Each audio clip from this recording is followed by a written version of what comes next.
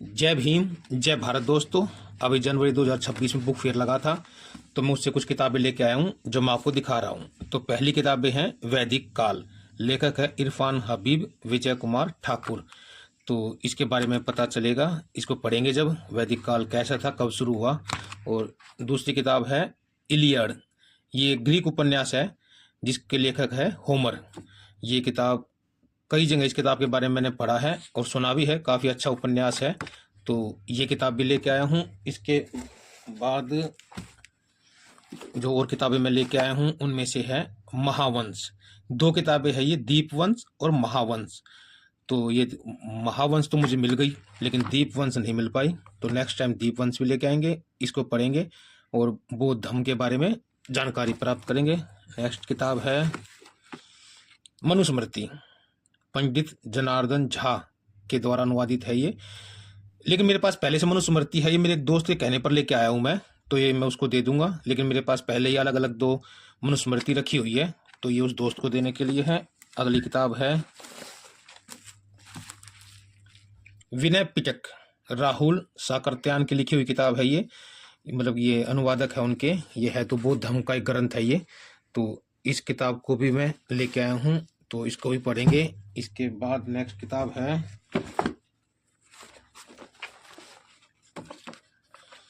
मंडल आयोग की रिपोर्ट। 1989 में जो प्रधानमंत्री थे वीपी सिंह, उन्होंने मंडल आयोग लागू किया था और ओबीसी कैटेगरी को 27% आरक्षण इसमें दिया गया था।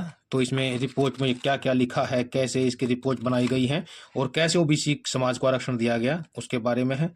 तो इसको भी पढ़ेंगे। सम्राट अशोक, इसमें सम्राट अशोक के बारे में लिखा गया है। लेखक है डॉक्टर DR भंडारकर और डॉक्टर अजय कुमार। तो ये किताब भी पढ़ेंगे, जिससे कि हमें अशोक, महान सम्राट अशोक के बारे में पता चलेगा। नेक्स्ट किताब है भारत विभाजन की कहानी। ये एक जॉनसन अंग्रेजी लेखक है, इनके द्वारा लिखी गई किताब है। इसमें भारत के विभाजन के बारे में बताया गया होगा। ये किताब मैंने इसके बारे में वैसे कभी सुना तो नहीं है, लेकिन मैंने देखा तो मुझे अच्छी लगी ये। इसके अनुवादक है रणवीर सक्सेना, तो इसको भी पढ़ेंगे। नेक्स्ट है बापू की कारावास की कहानियाँ। 11 महीने आगा खां महल में जो 11 महीने को जेल में रखा गया था, इनकी PA थी सुशीला नैयर, इनके द्वारा लिखी गई है ये। तो अच्छी होगी किताब ये। तो ये मुझे दिख गई वहाँ, इसके बारे में वैसे मैंने सुना तो नहीं था, लेकिन तो इसको पढ़ेंगे। 21 महीने हैं कारावास की सजा जो है, सुशीला नैयर जो PA थी, तो इसको पढ़ेंगे। नेक्स्ट है इतिहास के महापुरुष। ये किताब लिखी गई है डॉक्टर जवाहरलाल नेहरू जी के द्वारा, जो देश के पहले प्रधानमंत्री थे। तो ये मुझे वहाँ दिखी। तो इसमें जो इतिहास में पूरी दुनिया में जो महापुरुष हुए हैं उसके बारे में पंडित जवाहरलाल नेहरू जी ने बताया गया होगा, तो इसको भी पढ़ेंगे। इसके बाद है, इस बार कुछ ज़्यादा ही किताबें आ गई हैं बुक फेयर से। शेक्सपियर, जूलियस सीजर, ये बहुत फेमस उपन्यास है ये। तो इसके बारे में आप सबने जरूर सुन रखा होगा, तो इसको भी पढ़ेंगे। इसकी कहानी क्या है सिर्फ नाम ही सुना, लेकिन पढ़ी नहीं किताब मैंने, ये भी लेके आया हूँ मैं। नेक्स्ट है ओलंपियस, यूनानी मिथकों का भारतीय पुनर्गठन।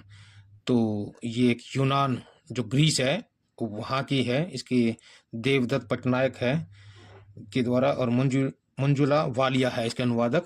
तो इसको भी पढ़ेंगे तो पता चलेगा। ये ओलंपियस जो है देवता था, वहाँ का राजा था। नेक्स्ट है सत्यार्थ प्रकाश।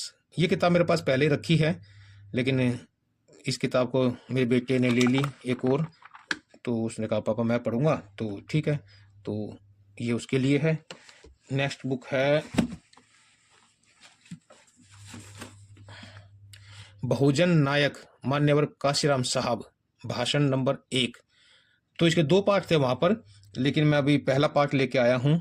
इसमें ज़रूर मान्यवर काशीराम साहब के जो भाषण है पूरे भारत में दिए हुए, तो इसमें बिल्कुल डेट वाइज और साल वाइज जो है सारे काशीराम साहब, मान्यवर काशीराम साहब के भाषण इसमें दिए गए हैं। 2 पार्ट में थी, पहला पार्ट में ले आया हूँ और नेक्स्ट पार्ट जो है नेक्स्ट जो बुक फेयर लगेगा उसमें लेके आऊँगा। इसके बाद है